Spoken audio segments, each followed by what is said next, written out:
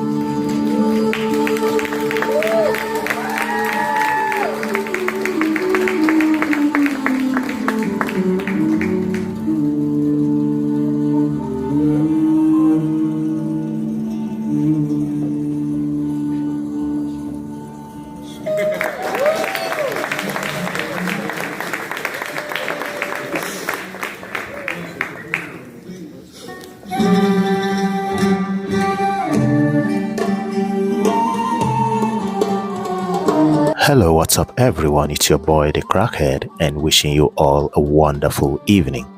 I promised in my last video that the next episode at the Makamat music concert will be the music from Middle Eastern countries, and in this episode we are gonna be enjoying some melodious melodies and music by students of the Makamat Music Academy in Sfat. However, this concert is held in the neighboring city of Rosh Pina. So if you're a lover of music like myself, please stay tuned as we enjoy the performance of these students in this concert. If this is going to be your first time listening to Middle Eastern music, I will implore you to listen to it with your soul and not with your ears, because the sound, the melody, and compositions alongside its symphony will lead you into another world of music you aren't used to before.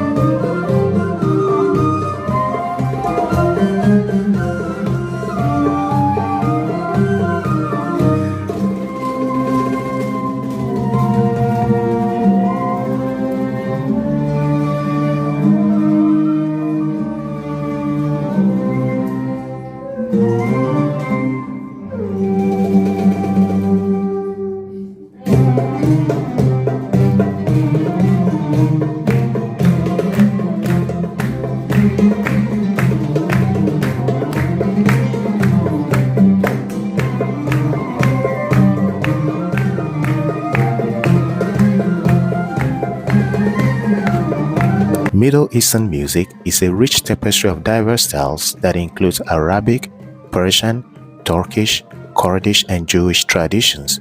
It is characterized by its unique melodic and rhythmic systems that differ significantly from Western music. Its key characteristics are: number 1, the Makam system. This is a complex system of melodic modes called Makam in Arabic or Dasga in Persian that defines the scales and modes of a piece. Number 2, the quarter tones. Unlike the Western 12-tone scale, Middle Eastern music uses microtones, intervals smaller than a semitone, giving it a distinct, soulful sound. Number 3, monophony and heterophony. Traditional pieces typically focus on a single melody line rather than Western-style harmony and chords. Number 4, the tarab. This is an ecstatic state of emotional enchantment reached by both performers and listeners during a powerful musical performance. The traditional instruments used are: number 1, oud, a short-necked pear-shaped lute often considered the king of instruments. The second one is qanun, a large trapezoidal zither with a vast range of strings.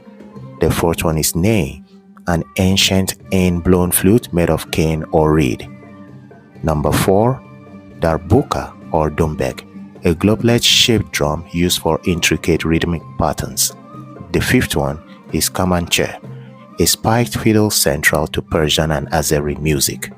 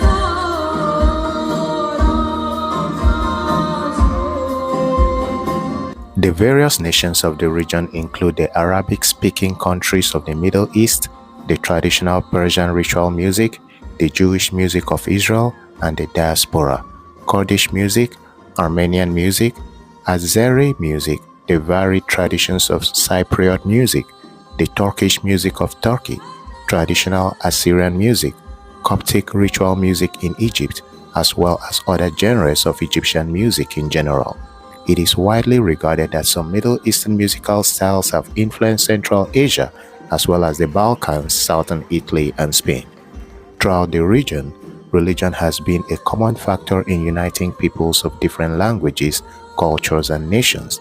The predominance of Islam allowed a great deal of Arabic and Byzantine influence to spread through the region rapidly from the 7th century onward.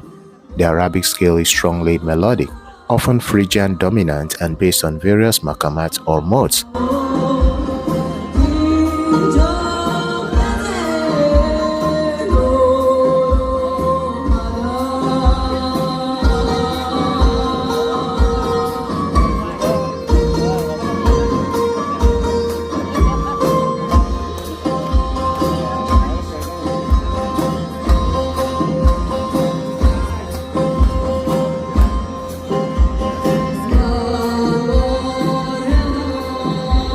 The early Arabs translated and developed Greek texts and works of music and mastered the musical theory of the music of ancient Greece.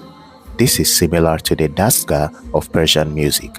While this originates with classical music, the modal system has filtered down into folk, liturgical, and even popular music with influence from the West. Unlike much Western music, Arabic music includes quarter tones, halfway between notes, often through the use of stringed instruments like the oud or the human voice. Further distinguishing characteristics of Middle Eastern and North African music include very complex rhythmic structures, generally tense vocal tone, and a monophonic texture. Traditional Middle Eastern music does not use chords or harmony in the Western sense.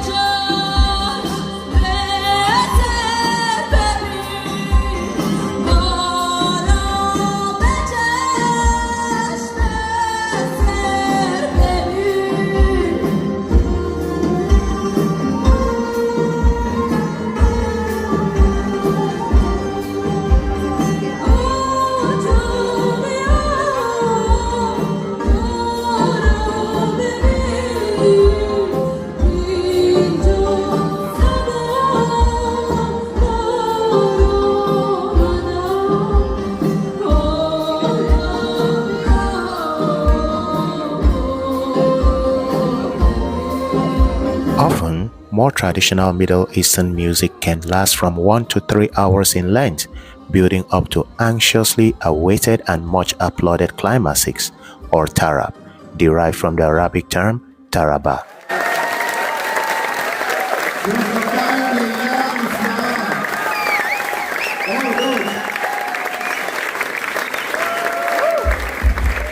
You know, guys, once in a while you gotta go out, explore, and feel different vibes.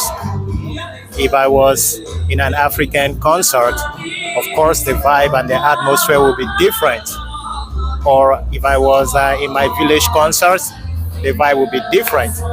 So this is something that I have never witnessed before, a kind of music. I think I hear it along the way, but I haven't actually been in a place where it is being performed live.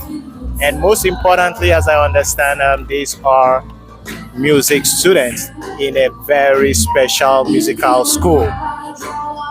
As you can see, everybody's enjoying the music. It's their music, and of course, they have to enjoy it. And it somehow kind of feels spiritual, if you ask me, because the way they are singing, the rhythm slow, it's like you want to meditate on something.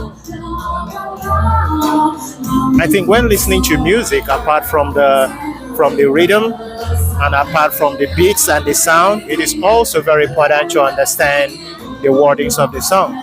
Because as it is, as much as I would say I enjoy the sound of this music, even though it feels foreign to me, of course it is foreign to me, but at the same time, it would have been better if I actually understood what they are singing about. But the most important thing is that as long as they enjoy it, as long as the people who own the music are having fun, it's all good. I only came here to witness and also to document. So I'm gonna keep having fun here.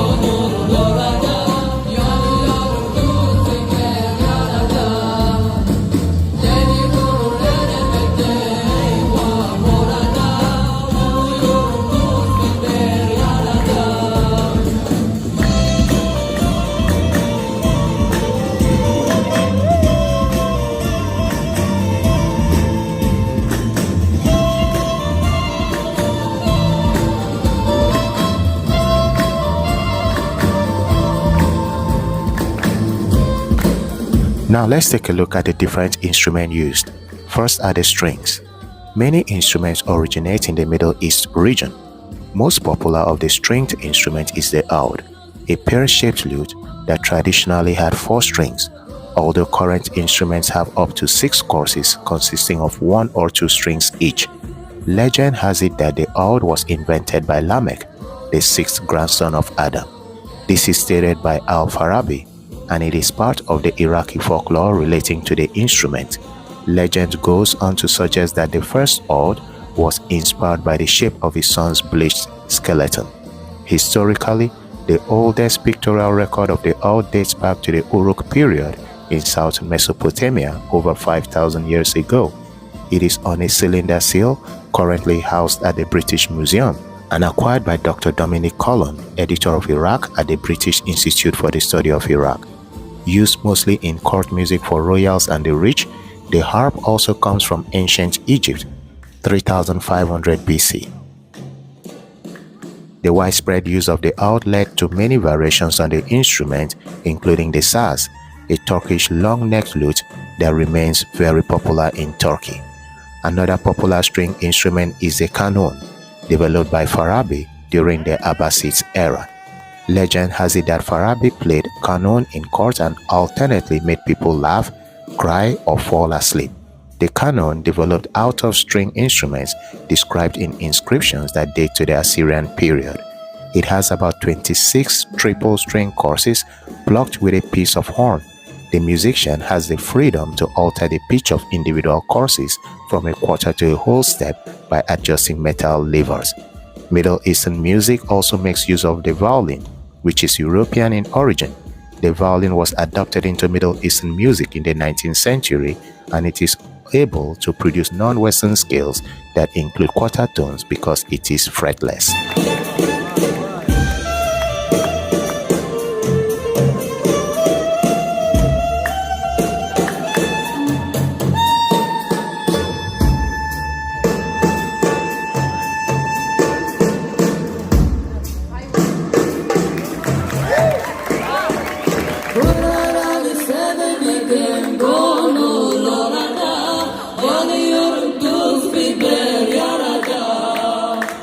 Deli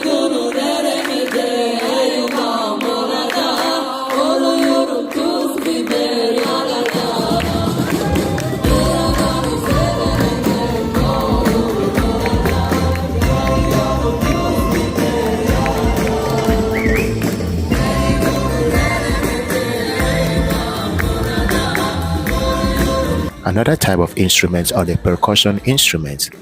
These instruments play a very important role in Middle Eastern music. The complex rhythms of this music are often played on many simple percussion instruments. The rig, a type of tambourine, and finger cymbals are the higher rhythmic line-to-rhythm laid down with sticks, clappers, and other drums. An instrument native to Egypt, the Darbuka, both tabla and Darbuka are its names in Egyptian Arabic, is a drum made of ceramic clay with a goatskin head glued to the body. The Darbuka is used primarily in Egypt and it has its roots in ancient Egypt. It is also used in other countries in the Middle East.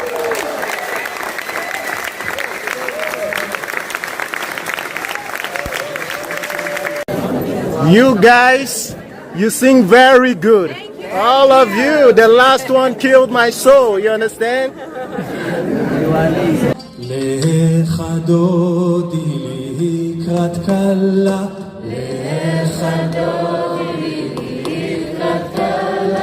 פני שבת נקבלה, פני שבת נקבלה, שמו וזכו בדיבור אחד, שמו וזכו בדיבור אחד, השמיענו האל המיוחד, השמיענו.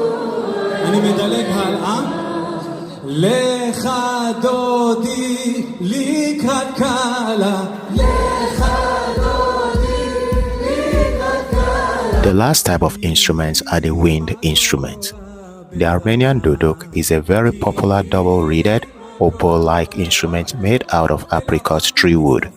The Moroccan oboe, also called the raita, has a double-reed mouthpiece that echoes sound down its long and narrow body. A similar instrument is called the sorna, equivalent to the mizmar and zorna. It is used more for festivals and loud celebrations. A Turkish influence comes from the mey, which has a large double reed. Bamboo reed pipes are the most common background to belly dancing and music from Egypt. Flutes are also a common woodwind instrument in ensembles.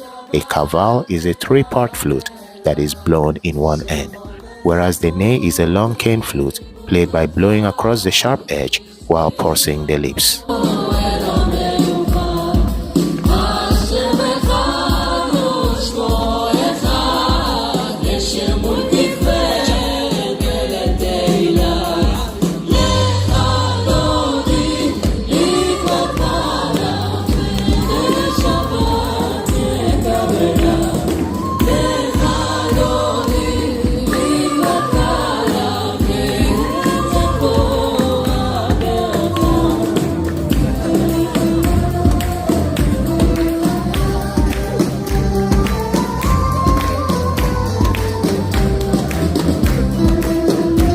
Common genres of the Middle Eastern music is based on geographical varieties of the music in the Arabic-speaking regions of the Middle East, and they include Arabic music, Arabic Andalusian, Arabic pop, Arabic rap, Arabic rock, Arabesque music, Dabke music, Egyptian music, Iraqi music, Jordanian music, Khaliji music, Kurdish music, music of the United Arab Emirates, Lebanese music, Mawal, Maghrebian music, Mizrahi music, Moroccan music, Mogam, Palestinian music, Sha'abi, Tarab music, Syrian music, and Zajal.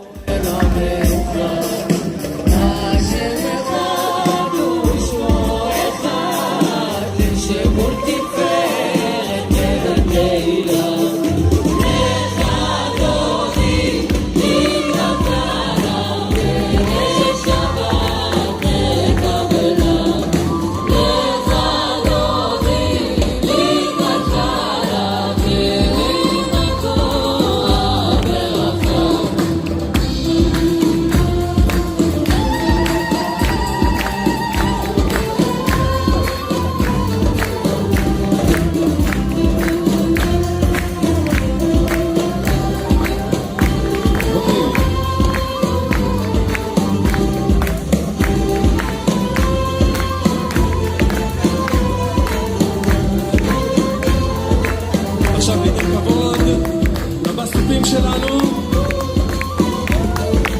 רוני ואוהד, זה שלכם.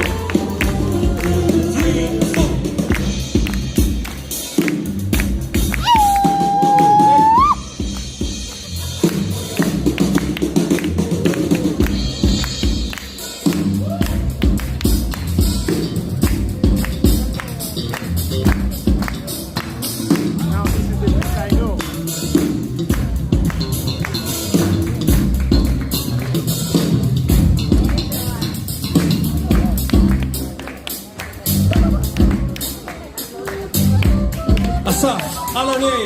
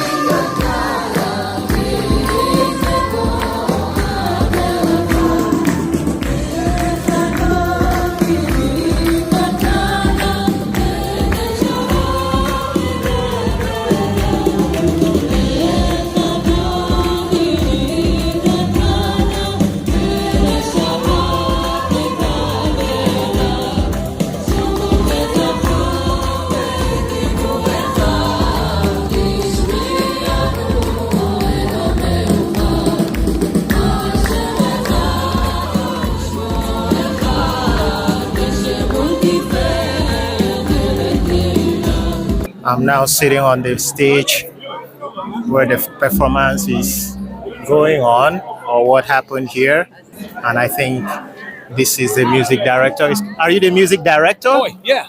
That's nice. I like your performance. Yeah. Yeah, it was very nice. Yeah.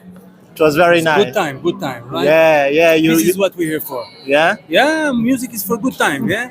To That's have fun, Uh-huh. and then sometimes go deep, and then yes. out, have fun. Are you a professional singer? Because your voice was angelic. Oh, thank you. Yes, I think so. You sing professionally? Yes, of course. And you're also a music teacher. Yeah, I'm the head of the department of Turkish music. Ah, okay. All right. So the whole of that music you guys performed was Turkish? Now, the last 4 songs, Mhm. then before was Persian, and then Arabic, and now Turkish. Okay. 4 songs. Okay. And this was a big celebration. Oh, that's nice. And what is going to be performing now?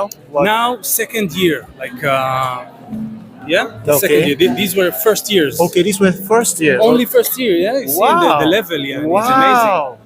And then now second year doing also, I think, Persian, Arabic, and Turkish. Okay, now I'm going to see the difference between first year and second year. I think so.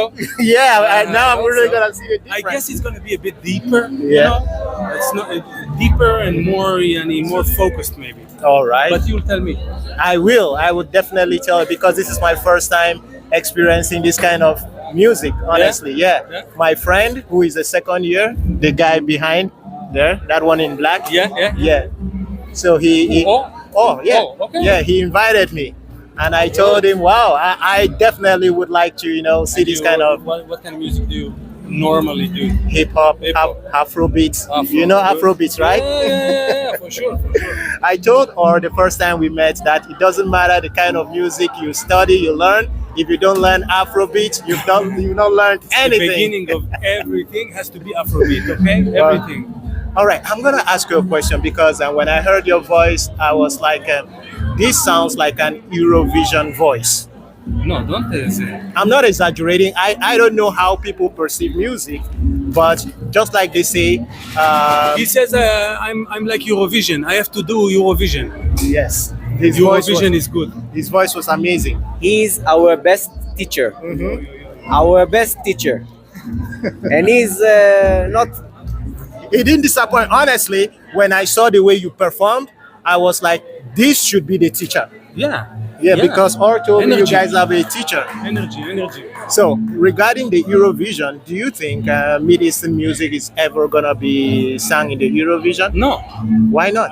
because Eurovision. I'm sorry. Again, like Eurovision is like commercial music. Okay, It's like music for products to sell soap. You understand? Middle Eastern music is coming from the roots. culture, culture, Yes, yeah. cultura. A bit of cultura. Yeah. culture. So, One time in the yes. classroom, he told us, play like a moon rising above the valley. Yes. How do you do that? Like, I don't understand. How is that possible? Like, You think music, about it. music has its language. Like, you start slow and then you rise up. Is that what it means? No, you have to be in the mind, psychological place. It's not about playing nice. It's about playing what you came to say. Wow, that's nice. That's our He teacher. is really a teacher.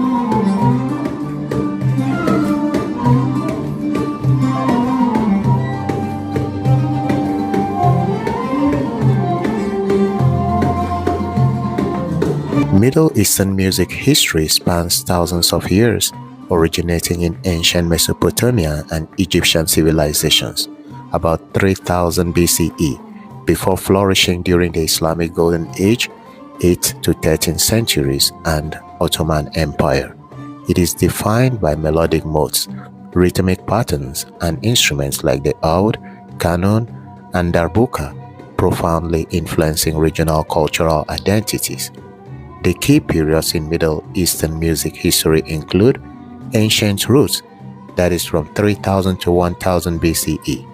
Early civilizations in Mesopotamia and Egypt utilized harps, lyres, and sistrums, with music often integral to religious ceremonies and court life.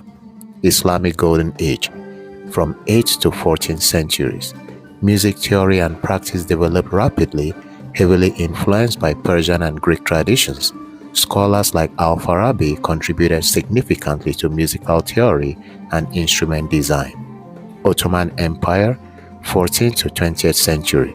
This era fostered refined classical music traditions, particularly in Turkey, with established music schools and court patronage. 20th century and modernization. The 20th century introduced Western instruments and large-scale orchestras, leading to a synthesis of traditional makam with modern harmonic structures.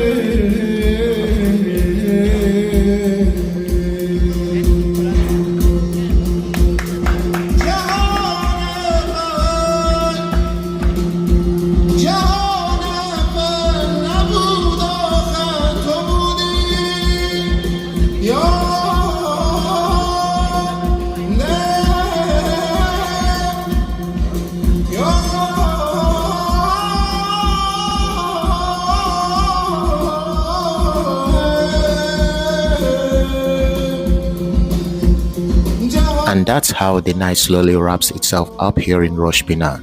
The music doesn't really stop. It just fades into the hills, like it knows where it belongs.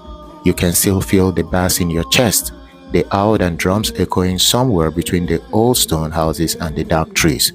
People are smiling, a little sweaty, a little tired, but no one's rushing to leave. There's something about Middle Eastern music life. It hits different. It's not just sound, it's memory, movement, roots. You watch strangers dancing like they've known each other for years, hands in the air, heads nodding without thinking. For a couple of hours, nothing else mattered. Not the news, not tomorrow, not even the drive back home. Just this moment, this rhythm, this place. Rosh Pina at night feels like it's listening with us. The mountains are quiet, the air is cool, and the last notes hang around a second longer than they should. You walk away feeling lighter, grounded, like you were reminded of something simple and real. This wasn't just a concert, it was a shared heartbeat, and you don't forget nights like this.